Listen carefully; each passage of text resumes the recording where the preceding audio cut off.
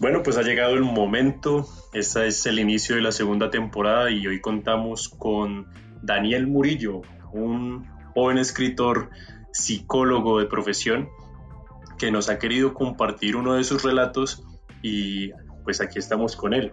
¿Cómo vas, Daniel? Muy bien, gracias. ¿Y vos qué tal? ¿Cómo estás? Bien, todo bien. Contanos un poco sobre vos, cómo llegaste a la literatura y por qué siendo psicólogo te metes a hacer literatura.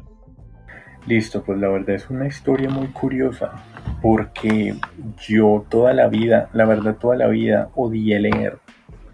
Yo no soportaba como un libro y todo lo que me leía lo hacía porque en el colegio me obligaban por parciales, por exámenes y todo eso. Pero entonces resulta que cuando yo me gradué de la carrera de psicología, y sí, yo cursé psicología pues con esta pequeña versión hacia la lectura, cuando yo me gradué, en ese momento, entre terminar las clases y la graduación, en ese momento en el que tenía tanto tiempo libre, yo me dediqué a leer. No sabía mucho qué hacer, entonces me fui enamorando de la lectura. Yo me acuerdo que yo empecé con los libros de Harry Potter y después me leí It de Stephen King, que a propósito es mi libro favorito. Eh, y no, yo dije, no, pues esto me encanta. Yo me enamoré principalmente del terror y principalmente de Stephen King, que es conocido el maestro del terror. Entonces yo dije, no, yo quiero seguir y seguí leyendo también diferentes géneros hasta que un día yo me dije a mí mismo como, bueno, yo toda la vida he sido muy imaginativo. Entonces si esta gente puede, yo creo que yo también podría. Y entonces empecé en 2015, que fue el año en que terminé psicología, en 2015 empecé a escribir directamente mi primera novela. Fue algo muy arriesgado, porque pues uno empezar directamente con una novela, pues sí, pero quise hacerlo y empecé y desde ahí no he parado. Bueno, ¿y cómo fue el proceso para esa primera novela? ¿Tuviste alguna ayuda para publicarlo, alguna editorial o por tu cuenta? Yo empecé escribiendo solo y todo el recorrido lo hice solo, pero en medio de eso yo fui a un curso de la biblioteca departamental, a un curso de escritura creativa, que eso todavía lo dan, lo imparte un Gabriel. Gabriel, claro, Gabriel Rodríguez. Sí, sí, eso. En ese, Entonces, aquí qué pena que te interrumpa, pero en ese entonces era el último verso que ahora es Altazor, ¿cierto? creo que sí, era temática de Edgar Allan Poe. Entonces, yo fui ahí, conocí un muchacho que me dijo que hay páginas donde uno puede poner su texto y autopublicar. Yo no sabía qué era la autopublicación. Entonces me quedó sonando mucho, la página se llama Autores Editores, entonces yo cuando terminé mi novela, subí mi texto, yo tenía en ese momento un contacto, una amiga que me ayudó con la portada, entonces puse la portada, le puse precio y el libro ya está a la venta. A la gente le ha gustado y eso, entonces pues eso me motiva a seguir. Pero sí, ese fue mi primer libro que fue autopublicado y solo, sin ningún editor, cosa que yo de la que yo a veces me arrepiento porque pues un libro merece tener revisiones, tener correcciones, entonces pues sí, ese fue el proceso.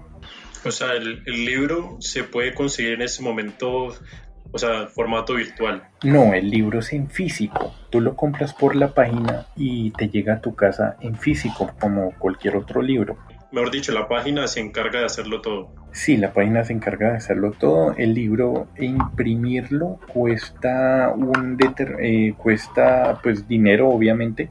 Entonces ellos se quedan con ese dinero y a partir de allí el precio que yo le ponga de más es lo que me gano yo. Muy chévere porque muchos escritores pues pueden encontrarse en la misma situación que te encontrabas en ese momento y pues no saben qué hacer. De pronto están estancados como diciendo, no, pues yo no quiero, yo no sé qué hacer para poder publicar, entonces pues si no tengo cómo publicarlo, ¿para qué sigo escribiendo?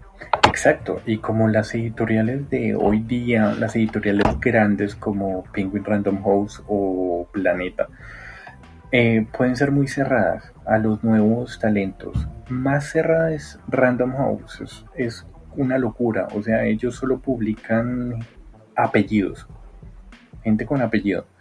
Entonces, para un nuevo, si es difícil abrir su camino, entonces la autopublicación siempre es una buena opción. Bueno, nosotros desde Cuenta el Cuento también queremos ayudar para, para que esos nuevos talentos puedan tener como otro medio para difundirse. Y pues precisamente, ¿qué tenés para hoy para difundirte? Bueno, la verdad es que a mí me queda siempre muy fácil escribir novela porque a mí me gusta mucho el desarrollo de personajes. A mí me gusta siempre que mis personajes tengan características complejas y, y esa es la cosa con la novela, lo que lo diferencia del cuento, ¿no? Pero también me he aventurado a escribir unos relatos, unos cuentos. Mi género es el terror, yo creo que estoy casado con el terror, pero el terror que yo escribo es algo muy psicológico, es algo muy de esas características de la persona, de esa psicología. O sea, a mí no me gusta escribir sobre fantasmas o cosas paranormales que están muy de moda en el terror actual, ¿sí me entendés? Entonces sí, tengo un relato que de hecho, eh, un relato que es de terror, toma lugar aquí en la ciudad de Cali, se llama Lo que invité a mi casa y, y no, pues espero les guste el relato que voy a narrar. Listo, pues sin más, escuchemos. Una semana después de haberme mudado, me encontraba ya enamorado de la hacienda, de la extensa arboleda a su alrededor, de los crepúsculos infaliblemente dorados y de fácil apreciación, gracias a la ausencia de tantos edificios y del característico olor a pino ausente en la saturada urbe. Una semana después de haberme mudado, y en medio de uno de mis diarios y lúgubres recorridos nocturnos, que iniciaban en los pasillos de la enorme casa laberíntica y terminaban en medio de la penumbra de los robles junto a ella, vi una peculiaridad que al instante llamó mi atención y me llenó de un inevitable temor. Un estandarte de lo malévolo. A solo medio kilómetro de la casa se encontraba erguida una pequeña cabaña, una casucha mohosa y maloliente, casi del tamaño de mi habitación. El suelo de aquella decaída construcción rechinaba con cada paso que daba y, al entrar, un súbito olor a podredumbre vició el aire fúnebre y temiblemente gélido que lo infestaba. Se trataba solamente de un cuarto vacío, cuyos suelos y paredes estaban parcialmente consumidos por la naturaleza de la arboleda. ¿Qué propósito habría tenido aquella miserable construcción antaño a mi llegada? ¿Cómo es que no la había visto antes? Sino hasta mi cuarta o quinta caminata nocturna en busca de mi tan anhelada inspiración literaria. Nada llamó allí más mi atención que el maullido de un gato. Miré a izquierda y derecha, me fijé en los agujeros de la estructura y me asomé por las ventanas, y aunque no vi nada, tenía la absoluta certidumbre de haber escuchado bien. Por allá había algún felino merodeando. Salí, entré a la casa, me encerré en mi cuarto y escribí hasta las 2 de la madrugada. Mis dedos se movían con impresionante fluidez por el teclado, las ideas aparecían como por arte de magia y rápidamente quedaban plasmadas en el archivo de Word. Tal musa, tal energía lúgubre podía devenir de los fuertes susurros del viento que entraban por la ventana y estremecían mi piel, y me recluí tanto en ese texto y en mis pensamientos más oscuros que no di cuenta en lo más mínimo de las sombras inmaculadas a mi alrededor. Solo cuando le puse punto final al texto salí del hechizo de la musa gobernante de la noche y pude escuchar un maullido. Era el mismo. ¿Cuánto tiempo llevaría resonando por allí mientras estaba yo absorto en mi deber? Me asomé por la ventana, sin poder encontrar la fuente del sonido. Parecía que yo era el único ser viviente por allí. ¿Lo era? Los árboles bailaban, empujados por la fuerte brisa, y entre ellos mi mirada trazó un camino que me condujo de vuelta a la casucha decadente, cuya madera, desde aquel segundo piso en el que se encontraba ubicada mi habitación, se veía más negra, más podrida. Fruncí el ceño como si de un enemigo se tratase, metí la cabeza de nuevo al cuarto y cerré la ventana. No dormí plácidamente en lo que quedaba de la madrugada, pues los maullidos del animal que aún no encontraba en mis ojos se hicieron insoportables. No suelo ser una persona temerosa, aunque el sentimiento que provocó en mí tal maléfico sonido se me antojó aterrador. Una y otra vez miraba hacia la ventana cuando el cristal retumbaba, y al darme cuenta de que solo había sido obra de la fuerte ventisca, volví a cubrirme bajo las sábanas de delgada tela a través de la cual se manifestaban ante mí, gracias a la luz blanquecina de la luna, algunas sombras amorfas. Cuando menos lo pensé ya había salido el sol. Yo, como siempre, me encontraba en una posición totalmente distinta a la que tenía cuando me acosté. Y es que nunca logré quedarme quieto al dormir. Me levanté por fin, me arreglé y, decidido por encontrar algo de paz mental, salí a la biblioteca departamental con mi laptop en una mochila. Habiendo cruzado el umbral de la puerta de la casa, por fin vi a la criatura causante de mi desvelo. En el jardín, justo bajo mi ventana, un gato adulto de pelaje grisáceo me estaba viendo atentamente, como si mi imagen le provocara curiosidad. Me acerqué, sintiéndome, por cada paso que daba, fulminado por el mismo tiempo embelesado por su mirada, por ese par de ojos azules, perfectos. El gato maulló y se acercó a mi pierna para frotar su cuerpo contra esta. Luego me volvió a mirar y causó en mi conciencia el más enternecedor sentimiento. Supuse que tenía hambre, así que entré de nuevo a la casa por un trozo de pan y se lo brindé. Me quedé mirándolo, aún fascinado, mientras devoraba su comida con el mayor de los gustos, y luego partí a la biblioteca. Tras una tarde demasiado productiva, en la que por fin encontré las palabras adecuadas para comenzar ese relato tan deseado, inspirado en el niño desaparecido desde hace un par de semanas por esta zona, a las afueras de Cali, regresé a casa, hambriento, y volví a toparme con la mirada cristalina del gato. Seguía en la misma posición, en el mismo punto, y enfrente de él había una torcaza muerta. Convencido de que debía tratarse de un gato sin hogar, y a sabiendas de que sus maullidos melancólicos impedirían de nuevo un largo sueño, le permití la entrada de mi hogar con ayuda de unos cuantos trozos más de pan. Resultó ser un animal bastante dócil, cariñoso, diferente a todo gato que yo hubiese visto jamás. Me siguió a todas partes, por los pasillos y hasta en mi caminata nocturna. Su compañía, en vez de resultarme insoportable, aclaraba mi caótica mente y me proveía de la más magnífica inspiración. Aquella noche escribí como nunca. Se acostó sobre mi pecho cuando me disponía a dormir. Por un largo rato observé fijamente sus ojos, intentando comprender su naturaleza, pero me daba la impresión de que más comprendía él de la mía, y que los secretos que pudieran encontrarse detrás de dicho océano eran inaccesibles. Me dormí por fin, y Morfeo no tardó en llegar. A la mañana siguiente, el gato seguía sobre mi pecho, contemplándome, y llegué a pensar que tal vez había pasado toda la noche así. Yo, por otra parte, además de estar temiblemente intimidado, no sentí realmente haber descansado, ni siquiera me había movido. Me encontraba aún agotado y el pecho me dolía muchísimo, como si el peso del animal hubiese torturado mi tórax. ¿Y si se la pasó mirándome toda la noche? No pude dejar de hacerme esa pregunta a lo largo del día, mientras el felino no se cansaba de seguirme. Y cuando lo miraba, cuando mi conciencia parecía extraviarse en su escuálida figura, por alguna razón que no lograba entender, se manifestaba ante mis ojos la imagen de la casucha en la arboleda. Tuve, entonces, el más maléfico de los presentimientos. Aquella noche no escribí, programé mi despertador para que resonara a las 3 de la mañana y me dormí temprano, no sin antes recibir sobre mi pecho el peso del animal.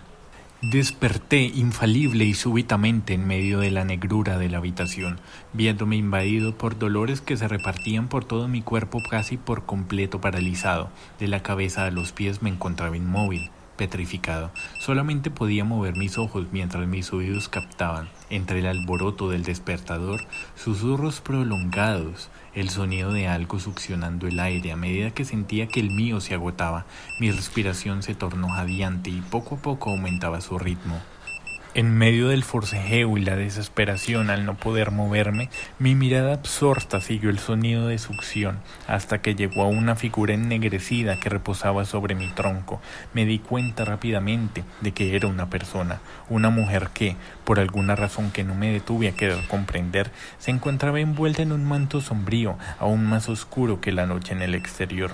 Carente de estrella alguna, sus brazos se encontraban totalmente extendidos y con sus manos se aferraba a mis muñecas, con sus piernas impedía el movimiento de las mías y su pesado torso presionaba mi pecho, ocasionando una lenta asfixia.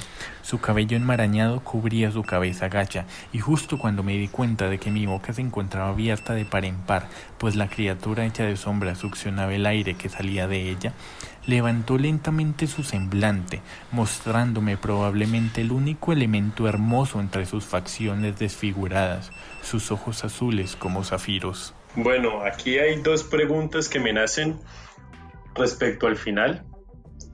Y pues bueno, la primera es más del texto, la segunda es para conectarlo con la primera novela que escribí, sé que no hemos hablado mucho de ella, pero este texto me hace acordar mucho de esos sueños, de esa parálisis de sueño. ¿Tiene algo que ver? La idea de la que sale este texto sí tiene mucho que ver con la parálisis de sueño. Yo una vez, yo al principio quería escribir sobre...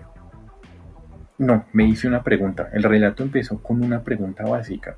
Resulta que hay personas que durmiendo se mueven mucho y hay personas que se despiertan y justamente se despiertan en la misma posición en la que se acostaron a dormir. Y la gente le pregunta, ¿vos dormís como momia?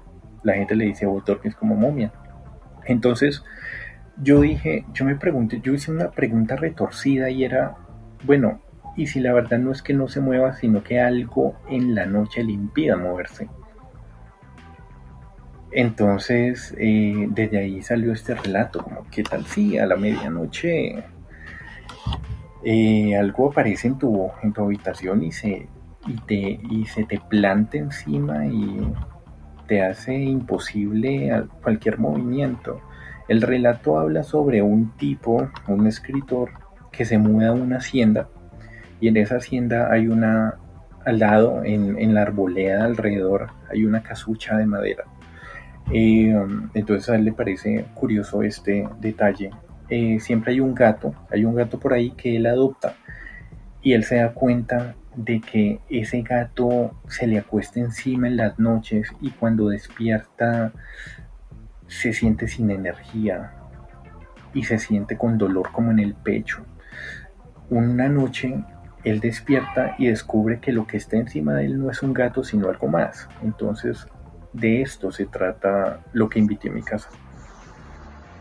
Bueno, y ahorita tenemos esa otra pregunta y es con la última palabra de este relato, que son los zafiros, ojos zafiros, pero entonces me remonta al título de tu obra, que es El varón del Zircón. El príncipe. Eso, el príncipe de Zircón. Entonces, uno de sus personajes es Amatista, otra piedra. ¿Qué tiene que ver, pues, qué tanto influyen las piedras o estos nombres, o si los nombres de piedras en tus obras, que veo que los utilizas mucho? No, la verdad no hay mayor influencia. O sea, la verdad es que esto que utilizo aquí como sus ojos azules como zafiros es solamente para darle una característica, pues, por decirlo así, a esa mirada, porque a mí me gusta mucho detallar las cosas en mis relatos y ser muy, muy, muy detallista, otra vez lo digo. Pero no tiene nada que ver. Siempre utilizo como ojos azules como zafiros o tan azules como el mar. Pero no tiene nada que ver con el príncipe de Zircón, pero sí está conectado con la novela que estoy escribiendo, donde utilizo mucho estos ojos azules. ¿Y son relatos independientes? O sea, ¿no tiene ninguna continuidad tu primera obra con esta segunda que estás escribiendo? Hay algo que yo he tenido en mente y es que todas mis obras, tanto relatos como novelas, aunque puede que no tengan como continuación la una en la otra, sí suceden en el mismo universo.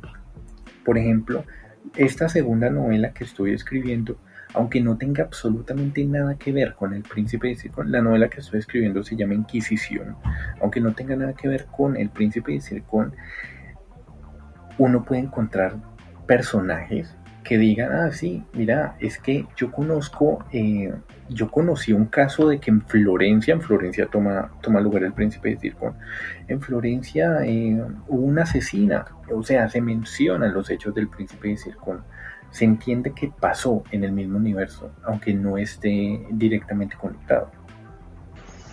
Sí, eso es una técnica que muchas personas han usado, digamos, escritores de renombre lo han usado, por lo menos se me olvida el autor de La ciudad de cristal, que en la trilogía de Nueva York es un mismo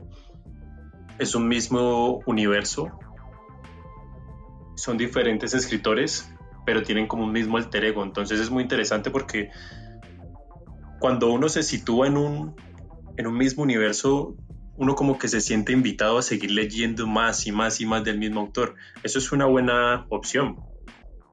Sí, claro, sí, es la idea.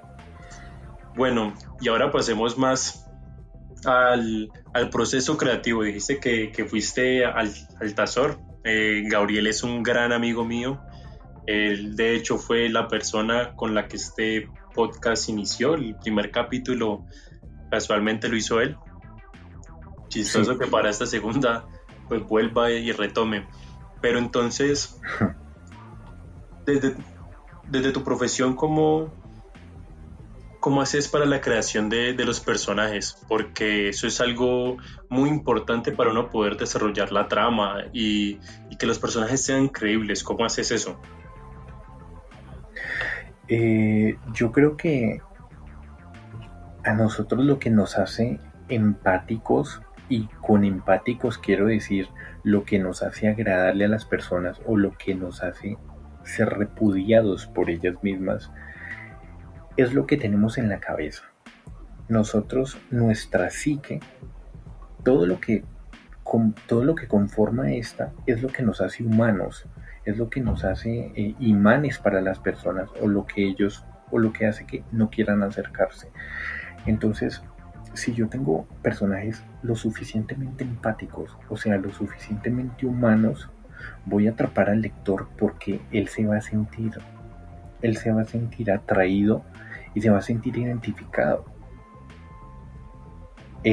Por esto es que yo, por ejemplo, digo que la psicología me ha ayudado mucho a crear personajes, porque a mí me encanta crear personajes siempre, como le digo yo, con un raye. Cada uno tiene una característica, cada uno tiene un trauma, cada uno tiene un fantasma. Lo que yo digo es que yo no escribo sobre fantasmas que asustan, sino sobre fantasmas que duelen. Cada uno tiene algo que los hace únicos y a mí eso me encanta porque logra atrapar al lector y también fusionarlo con lo que es la locura, los traumas, lo que son todos estos complejos mentales. La gente siente morbo por esto, porque la gente quiere entender cómo funciona la mente.